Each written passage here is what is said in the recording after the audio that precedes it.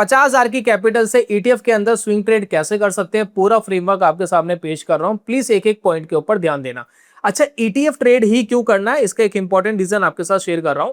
Yes bank 2018 में 350 रुपए का चल रहा था, वहां से वो क्रैश हो गया, आज वो 23 रुपए का चल रहा है। 8 साल हो गए, 8 साल में वो प्राइस अभी तक नहीं आए, उसके बाद आएंगे नहीं आएंगे, 350 कब जाएगा किसी को नहीं पता।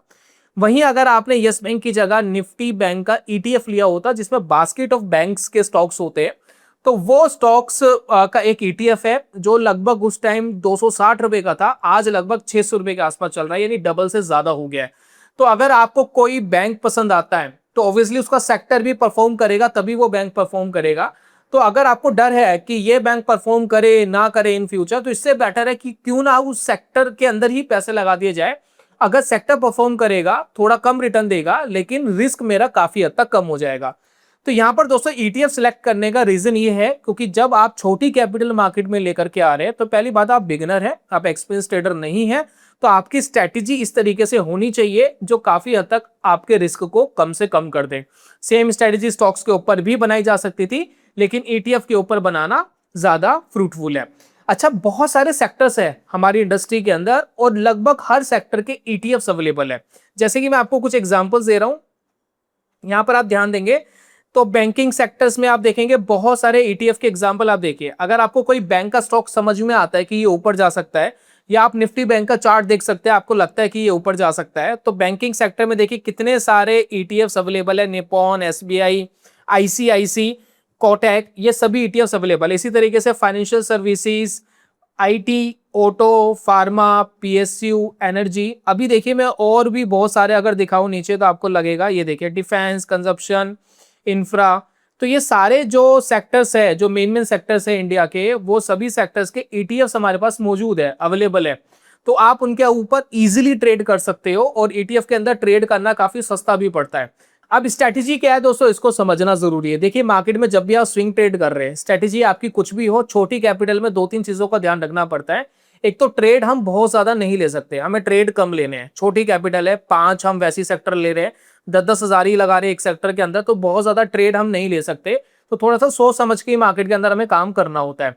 दूसरी दोस्तों इंपॉर्टेंट चीज ये है कि जब हम ट्रेड कर रहे होते हैं, हमें कुछ ट्रेड इस तरीके से चाहिए, स्ट्रैटेजी इस तरीके से चाहिए कि जब हम ठीक है, जब हमें लग रहा है कि हमारा ट्रेड ठीक है, हमने एंट्री सही जगह करी है, तो अगर वो बड़ा मूव करे, वो सेक्टर बड़ा मूव करे, तो हम बड़ा प्रॉफिट कैप्चर कर पाए और छोटे छोटे लॉसेस के अंदर बाहर हो जाए जब हम गलत हैं। ठीक है, तो दो चीज इंपॉर्टेंट है, ट्रेड कम लेना है, दूसरे प्रॉफिट्स बड़े लेने और स्टॉप लॉसेस छोटे लेने। तो उसके लिए दोस्तों मैंने सिंपल सा तरीका आपके लिए प्रेजेंट कर रहा हूं, प्लीज ध्यान देना। हम दोस्तों क्या कर रहे हैं, यहां पर आरएसआई को इंक्लूड कर रहे हैं ट्रेड करने के लिए। ठीक है, तो आरएसआई के अंदर अगर आप ध्यान देंगे, हमने एक सेटिंग्स रखी है। देखिए आरएसआई मैंने यहां लगाया हुआ है, इसमें देखिए मैंने एक सेटिंग रखी है, इसमें मैंने मिडिल वाली लाइन को हटा दिया है, अपर वाली लाइन को 50 पे रखा है, लोअर वाली लाइन को 40 का रखा है। 14 पीरियड का आरएसआई है। ठीक है, तो इसके अंदर बड़ी सिंपल सी चीज है कि जब भी आरएसआई 50 के ऊपर होता है तो एक तरीके से हम उसको बुलिश मानते हैं, लेकिन हम उसको मोमेंटम में नहीं मानते। मोमेंटम में आने के लिए उसको 60 से ऊपर जाना होता है।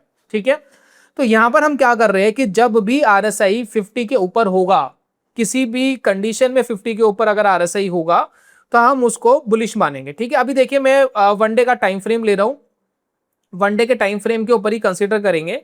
मैं आपको एक ट्रेड दिखाता हूं और ये ट्रेड पे आप फोकस करना, कितना लंबा ट्रेड ये हो सकता था। अब यहां पर देखिए 2024 का दोस्तों एक ट्रेड देखिए, जहां पर गोल्ड 40 के नीचे आ गया था। ठीक है, 40 के नीचे आ गया था, तो हमारा एंट्री ट्रिगर क्या है कि जब भी आरएसआई 50 के ऊपर जाएगा, तो देखिए एंट्री ट्रिगर यहां मिला 50 के ऊपर, यहां गया आरएसआई। ठीक है, इस लेवल पे, तो यहां लगभग आरएसआई 50 के लेवल के ऊपर गया, जहां पर ये ट्रेड कर रहा था गोल्ड 78,000। ठीक है, 78,000 पे गोल्ड ट्रेड कर रहा था। और उसके बाद हमारा एग्जिट कब होगा, स्टॉप लॉस क्या है, एग्जिट क्या है, तो स्टॉप लॉस और एग्जिट एक ही है, वो है 40 के नीचे। आरएसआई अगर 40 के नीचे आ गया तो हम एग्जिट करेंगे, और जब भी आरएसआई 50 के ऊपर होगा तब हम बाय करेंगे। सिंपल सा दोस्तों लॉजिक है, 50 के ऊपर आरएसआई बाय, 40 के नीचे आरएसआई एग्जिट। सिर्फ लॉन्ग का ट्रेड, कोई भी शॉर्ट ट्रेड नहीं ले रहे। तो अगर हम ये काम करते तो 78 के आसपास हमें गोल्ड मिला था। अब इसने एग्जिट कब दिया, अब ये ध्यान देना। अब हम ये देख रहे हैं कि आरएसआई कब 40 के नीचे जाएगा, तो 40 के नीचे वाली लाइन कौन सी है, बॉटम वाली लाइन है। ठीक है ना, ये बॉटम वाली लाइन के नीचे आरएसआई जाएगा तब ये 40 के नीचे जाएगा। तो कब जाएगा वो एक बार चेक करते हैं। तो अब देखिए 78 पे बाय करा था, कब ये 40 के नीचे जाता है उसको दोस्तों कैप्चर करना है। देखिए कहां पहुंच गया है गोल्ड, 1,20,000, 1.5 लाख भी क्रॉस कर दिया है। और उसके बाद यहां पर देखिए ये पहुंचा है नीचे 40 के, ठीक है, ये वाला लेवल है जहां 40 के नीचे पहुंचा है। तो ऑलमोस्ट ये वाला जो कैंडल है यहां पर लगभग 1.5 लाख के आसपास इसने बोला है कि भैया मैं नीचे जाने के लिए रेडी हूं। खरीदा था 78 पे, सिग्नल मिला था 78 पे, एग्जिट मिला 150 पे। ऑलमोस्ट पैसा डबल हो गया। और टाइम कितना लगा, 1 से 1.5 साल लगा। तो इस बड़े मोमेंटम को कैप्चर करने के लिए हमने एक ही ट्रेड लिया। तो हमारी स्ट्रेटेजी के अंदर बेनिफिट ये है कि अगर मार्केट अच्छे से परफॉर्म कर जाए या कोई भी सेक्टर अच्छे से परफॉर्म कर जाए तो एक ट्रेड बहुत लंबा चलता है और उस ट्रेड में बड़ा पैसा बनता है। तो ट्रेड कम लेने पड़ते हैं और प्रॉफिट बड़े बड़े भी आ जाते हैं और बीच बीच में स्टॉप लॉसेस भी दोस्तों आएंगे, बहुत नॉमिनल सी बात है। स्ट्रैटेजी आप समझ गए, RSI 50 से ऊपर बाय, RSI 40 के नीचे एग्जिट। सिंपल, अगर दोस्तों हम ये काम करते तो क्या रिजल्ट मिलता उसको दोस्तों कैप्चर करते हैं। तो बैक टेस्टिंग के लिए मैं स्ट्रीक का यूज कर रहा हूं, स्ट्रीक फ्री है ज़ीरोधा यूजर्स के लिए। अगर ज़ीरोधा में अकाउंट खुलवाना है, फ्री में अकाउंट ओपनिंग हो जाती है, लिंक डिस्क्रिप्शन पे आप खुलवा सकते हैं। अब यहाँ पे देखिए लॉग इन विद काइट पे मैं क्लिक करता हूं, टर्म एंड कंडीशन को एक्सेप्ट कर लेते हैं। यहां पर देखिए इक्विटी ट्रेडर पे जाना पड़ेगा बैक टेस्टिंग करने के लिए। एड इंस्ट्रूमेंट्स पे हमें सिलेक्ट करना है कि किस चीज के ऊपर आप ट्रेड करोगे। 4 सेक्टर दोस्तों हमने सिलेक्ट करे थे, एक हमने गोल्ड सिलेक्ट करा था। तो सबसे पहले हम एक एक करके एक एक ETF डाल लेते हैं। ETF बहुत सारी कंपनी लॉन्च करती है, तो मैं आपको सजेस्ट करूंगा जिस ETF के अंदर लिक्विडिटी ज्यादा है, वॉल्यूम्स ज्यादा आते हैं, उस ETF को सिलेक्ट करना ट्रेड करने के लिए। तो यहाँ पर देखिए मैं निफ्टी बैंक लगा रहा हूँ सबसे पहले। तो निफ्टी बैंक के अंदर वैसे तो बैंक 20 सबसे अच्छा है, मैं बैंक 20 लगाता हूँ। देखिए बैंक 20 ठीक है ना, सबसे पुराना ETF है बैंक का, इसको मैंने लगा लिया। पहला दोस्तों हमने सेक्टर चूज कर लिया बैंक 20। उसके बाद एक IT सेक्टर हम कह रहे थे, IT 20 हमने चूज कर लिया। IT के बाद हमारा एक सेक्टर था फार्मा 20, ये भी हमने चूज कर लिया है। उसके बाद दोस्तों एक ETF और हमें सिलेक्ट करना है, ऑटो 20 देखते हैं या नहीं है, ठीक है ऑटो। तो लगभग सभी निपॉन इंडिया के हमने ETF सिलेक्ट कर लिए। सभी ETFs के अंदर नॉर्मली अच्छी वॉल्यूम्स होते हैं निपॉन्स के ETFs के अंदर। अब यहाँ पर देखिए हमें एक गोल्ड करना है, गोल्ड भी निपॉन का कर लेते हैं, गोल्ड 20 ठीक है ना। सारे निपॉन इंडिया के हमने सिलेक्ट कर लिए। ये 5 कैटेगरी है, इन 5 कैटेगरी में हमने 10-10 हजार रुपए को डिवाइड कर लेना है और उसके बाद हम अपने ट्रेड को डन करेंगे। इसको दोस्तों डन कर लिया। यहाँ पर देखिए 1 मिनट का चार्ट है, इसको हम 1 डे का कर देते हैं, डेली टाइम फ्रेम पे काम करेंगे। और यहाँ पर हम स्ट्रेटेजी लगा रहे हैं RSI relative strength index crosses above 50। Strategy क्या है, क्रॉसेस अबोव 50। अब यहाँ पर देखिए एग्जिट पूछ रहा है, ये एग्जिट क्या रखना है, स्टॉप लॉस कुछ नहीं रखना है, टारगेट भी कुछ नहीं रखना है। तो स्टॉप लॉस हम ले रहे हैं 99%, यानी कोई ETF 99% नीचे चले जाएगा तब एग्जिट करना है, क्योंकि यहाँ पर ये कंपलसरी है स्टॉप लॉस और टारगेट डालना। तो मैंने एक ऐसा स्टॉप लॉस डाल लिया है कि इससे पहले RSI सिग्नल दे देगा, RSI से बाहर हो जाओगे, ठीक है ना। तो मैंने 99% डाल लिया है। टारगेट में डाल देता हूँ 900%, यानी 9 गुना ETF हो जाए। तो वो भी होना इतना ईजी नहीं है, टाइम लगता है। उससे पहले RSI एग्जिट सिग्नल दे देगा। तो दोनों मैंने एक्सट्रीम लेवल पे डाल दिए ताकि ये दोनों इन रेलिवेंस हो जाए, इनका कोई रेलिवेंस ना रहे। उसके बाद दोस्तों एड एग्जिट कंडीशन पे हम जाते हैं और हम अपनी RSI वाली कंडीशन डाल देते हैं, relative strength index crosses below, और यहां पर हम रख रहे हैं क्रॉसेस बिलो के अंदर 40, ठीक है। तो 40 से नीचे जाएगा तो हम मानेंगे ये खराब हो गया, एग्जिट कर दो, चाहे प्रॉफिट आ रहा हो चाहे लॉस आ रहा हो। 50 के जब भी ऊपर जाएगा हम बाय करेंगे। सिंपल सा दोस्तों लॉजिक रखा हमने, कुछ भी इसमें कॉम्प्लिकेटेड नहीं है मेरे हिसाब से। इसको देखिए सेव कर लेते हैं। सेव करने के बाद इसका कोई भी नाम रख लेते हैं, ETF 50 और 40 RSI, ठीक है, कुछ भी रख सकते हैं, इक्विटी स्विंग है। सेव कर लेते हैं।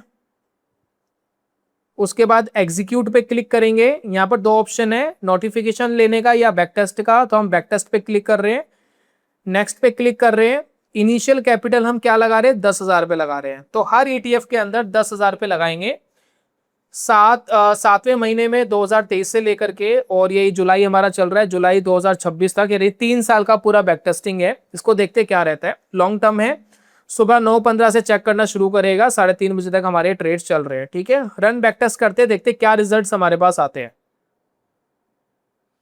दोस्तों बैक टेस्टिंग के अंदर एक इंपॉर्टेंट चीज ये है कि किसी भी ईटीएफ ने लॉस नहीं दिया है लास्ट 3 साल की बैक टेस्टिंग में, चाहे आईटी हो, चाहे बैंक हो, चाहे फार्मा हो, या ऑटो हो, या फिर गोल्ड हो। सबसे ज्यादा पैसा बना गोल्ड के अंदर, हम सभी को पता है गोल्ड ने पैसा डबल कर दिया।